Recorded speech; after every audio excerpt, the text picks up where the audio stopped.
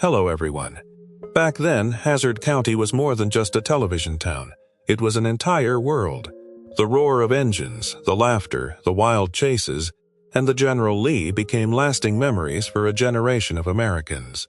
The Dukes of Hazzard turned unknown actors into household names. But television fame could not stop time. 4 decades later, their stories are very different. Some kept shining, some faced difficult years, and some are gone. This is our final journey back to Hazzard. Uncle Jesse Duke was the calm heart of Hazzard County, a man who always knew when his family needed him to stand up. Denver Pyle was 58 when he took on the role of Jesse, the uncle who raised Bo, Luke, and Daisy with discipline and affection. Wise, steady, and fiercely proud, Jesse became the voice of reason whenever his nephews tangled with Boss Hogg and Sheriff Rosco. He understood the law, but he also knew justice did not always wear a uniform. Jesse warned Bo and Luke away from danger, but protected them when trouble became serious. Beneath his tough exterior was a man who believed family was sacred, making Jesse the enduring soul of the Duke family forever. Denver Pyle was born on May 11, 1920, in Bethune, Colorado. He died on December 25, 1997, at 77, from lung cancer.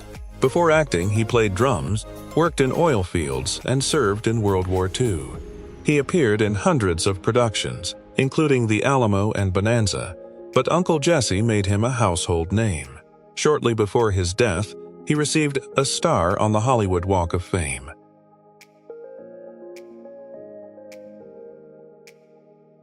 Jefferson Davis Boss Hogg simply turned power into an endless purse, still smiling while Hazzard County paid the price. Sorrell Booke was 49 when he took on the role of Boss Hogg, a wealthy, greedy, cunning official who used money, laws, and connections to control the town. He often worked with Sheriff Rosco P. Coltrane, turning the pursuit of Bo and Luke into a dangerous yet funny power game. Yet Boss was not one-dimensional. His marriage to Lulu revealed a husband who knew he was not always in control. Booke studied Southern speech patterns from American politicians to create Boss's distinctive voice, helping make his exaggerated, devious, and comic style one of television's most memorable villains of the 1980s. Sorrell Booke was born on January 4, 1930, in Buffalo, New York. He died on February 11, 1994, at 64 from colorectal cancer. Before the Dukes of Hazzard, Booke built a career in theater, film, and television, appearing in more than 130 productions. He also served in counterintelligence during the Korean War.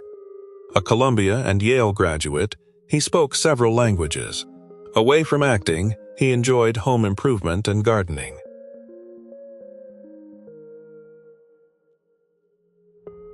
Sheriff Rosco P. Coltrane was a lawman who dreamed of being a hero. Yet every pursuit turned him into the center of comic disaster.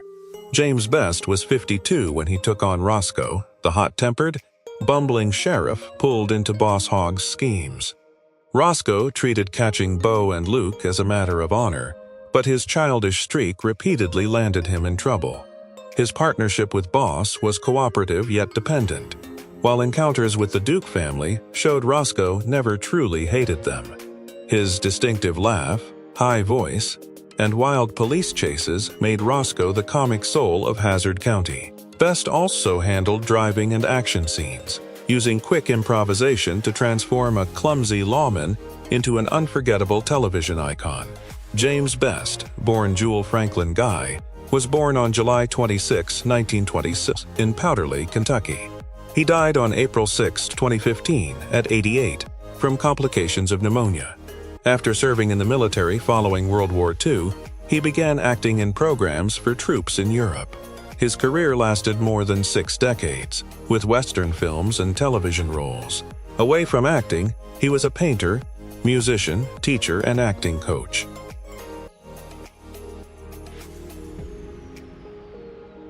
Cooter Davenport was the grease-stained pair of hands, always ready to save a car before saving himself. A loyal friend who understood Hazzard County and never abandoned the Dukes. Ben Jones was 37 when he took on Cooter, the friendly mechanic and trusted ally of Bo, Luke, and Daisy. He repaired the General Lee, provided shelter, information, and support whenever Boss Hogg and Rosco came after the brothers. Beneath his rough appearance was deep loyalty, making Cooter feel like part of the Duke family.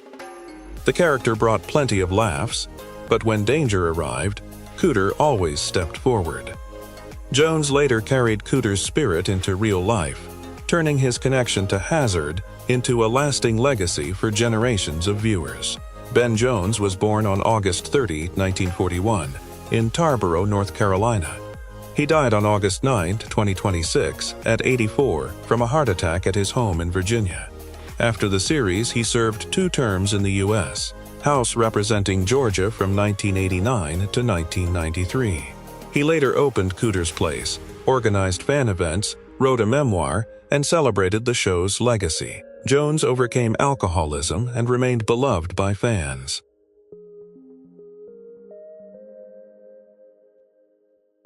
The balladeer was the voice drifting through Hazzard's dusty roads, seemingly knowing every trouble before the Duke family ever found it. Waylon Jennings was 41 when he became the narrator, using his deep Southern voice to guide viewers through wild chases and General Lee jumps. He did more than describe events. He added witty comments, like a friend sitting on the porch, watching everything while understanding everyone's personality. In Hazzard, the balladeer was said to know Uncle Jesse, making the story feel as though it existed long before cameras arrived. Jennings blended country music, humor, and Southern spirit, becoming the invisible presence that gave Hazzard its unforgettable voice and character, becoming a lasting part of American television memory. Waylon Jennings was born on June 15, 1937, in Littlefield, Texas. He died on February 13, 2002, at 64, from complications of diabetes. He began playing music, later becoming Buddy Holly's bassist. He recorded more than 60 albums and entered the Country Music Hall of Fame in 2001. He also overcame cocaine addiction. His voice and Good Old Boys became inseparable from the series, preserving his legacy for generations of devoted viewers.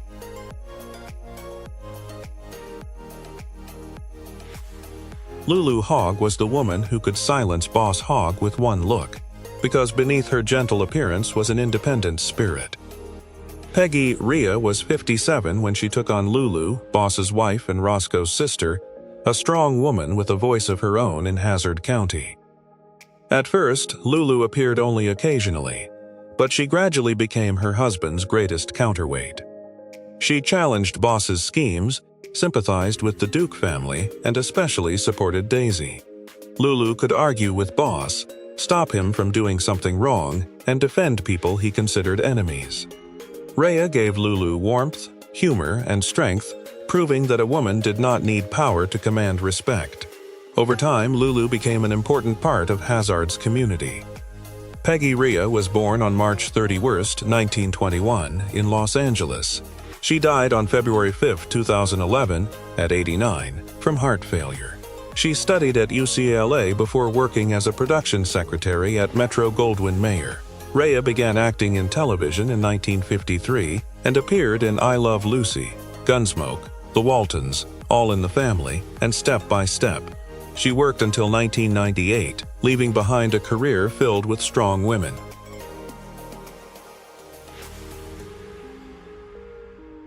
Deputy Cletus Hogg was born into the Hogg family, yet his heart was nothing like the power-hungry men around him. Rick Hurst was 34 when he took on Cletus, Boss Hogg's cousin, a clumsy but kind-hearted deputy who never wanted to hurt the Duke family. Raised in Hazzard, Cletus knew Bo, Luke, and Cooter from childhood, so his pursuits often felt more like games than battles. When Enos left for Los Angeles, Cletus became Roscoe's prominent deputy, but his loyalty to Boss was constantly challenged by his kindness. Hurst used physical comedy naturally, turning Cletus's awkwardness into laughter without making him unlikable. After countless chases and crashes, that innocent charm made Cletus one of Hazzard's most beloved faces. Rick Hurst, born Richard Douglas Hurst, was born on January 5, 1946, in Houston, Texas. He died on June 26, 2025, at 79, in Los Angeles. He graduated from Tulane University and earned a master's degree from Temple University. Hurst appeared in Sanford and Son, Gunsmoke, MASH, and The Bob Newhart Show. Afterward, he appeared in Steel Magnolias and In the Line of Fire, and returned as Cletus in reunion films.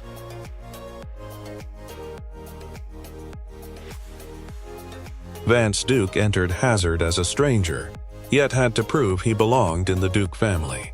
Christopher Mayer was 28 when he took on Vance, Bo, and Luke's cousin, who appeared alongside Coy Duke during the 5th season, after a contract dispute temporarily removed the two stars.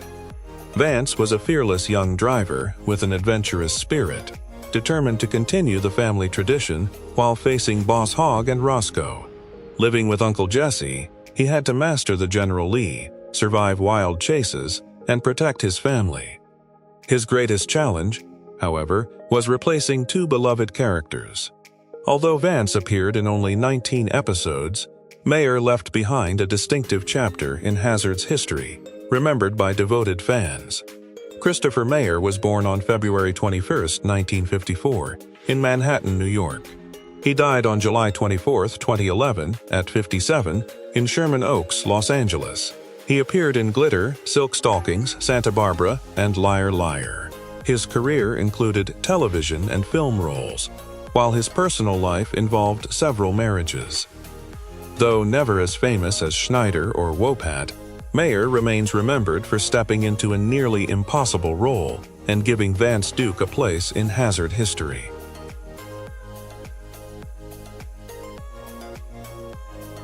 Luke Duke was the cousin who kept a cool head whenever Hazzard County began to boil, a driver who knew speed only mattered when guided by judgment. Tom Wopat was 27 when he took on Luke, Bo's older, steadier cousin, and one of the Duke family's most important figures. Luke usually thought ahead, weighed the consequences, and tried to pull Bo away from trouble caused by his younger cousin's impulsiveness. Their partnership worked perfectly. Bo brought youthful courage and recklessness, while Luke provided experience and control. Alongside Uncle Jesse, they became Hazzard's defense against Boss Hogg and Rosco. Wopat performed many driving and action scenes, creating a strong yet understated Luke. His departure with John Schneider showed how important Luke truly was. Tom Wopat was born on September 9, 1951, in Lodi, Wisconsin, and turned 74 in 2026. He became nationally famous as Luke Duke, but his career extended far beyond television. Wopat returned to musical theater, cabaret, and music, appearing in Sybil, Longmire, and Django Unchained. He released several albums and continued performing. Broadway helped him prove his talents as a singer, actor, and versatile entertainer.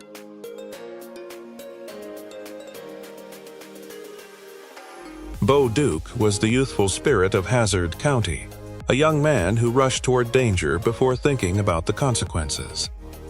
John Schneider was 18 when he took on Bo, the hot-headed, fearless cousin who grew up alongside Luke and Uncle Jesse. Bo loved speed, especially launching the General Lee over obstacles, but beneath his reckless nature was deep loyalty. When Boss Hogg and Rosco trapped the Duke family, Bo acted first while Luke helped keep him alive. Schneider was born in New York, so he had to convince producers he could play a Southern boy. His rugged look and Southern voice helped win the role. At only 18, Schneider transformed Bo into a television icon and lasting symbol of youthful rebellion. John Schneider was born on April 8, 1960, in Mount Kisco, New York, and turned 66 in 2026. After Bo Duke made him famous, Schneider pursued acting, singing, producing, and directing. He became known for Smallville, The Haves and the Have-Nots, and country music. He also released several successful albums. Despite many later roles, Schneider still carries Bo Duke's enduring image.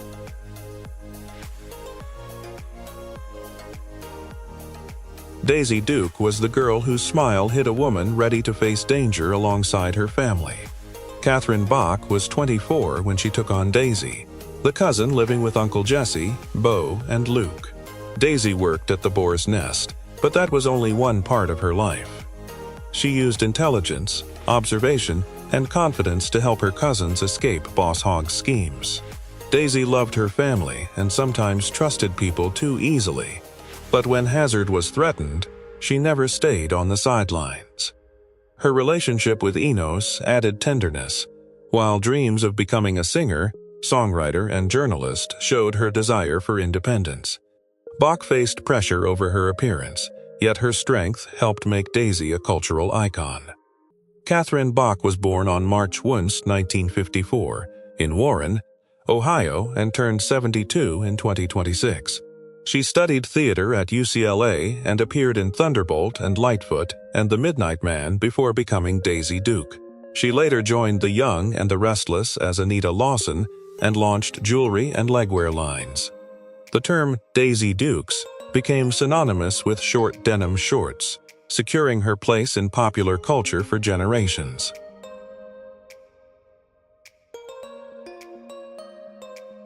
Deputy Enos Strait was the kind-hearted officer of Hazzard County, always chasing Beau and Luke, but never truly wanting them to get hurt. Sonny Shroyer was 43 when he took on Enos, a clumsy, honest deputy whose good heart was impossible to hide. Raised in Hazzard, Enos knew the Duke family long before wearing a badge, so every chase became a struggle between duty and friendship. He loved Daisy, although she often returned only friendly affection. Enos later left for Los Angeles to become a police officer, leading to his own series, Enos, before returning after its cancellation. Shroyer turned Enos's innocence into warmth, making every appearance feel genuine. Behind the comedy was a man determined to do the right thing. Sonny Shroyer was born on August 28, 1935, in Valdosta, Georgia, and turned 91 in 2026. He played football at Florida State University before an injury ended his athletic dreams. After graduating from the University of Georgia, he became a model before entering acting. He later appeared in Forrest Gump, The Rainmaker, and Ray, and played Coach Bear Bryant. He also recorded country and gospel music, including back in Hazzard. Shroyer continued working for decades before retiring in 2023.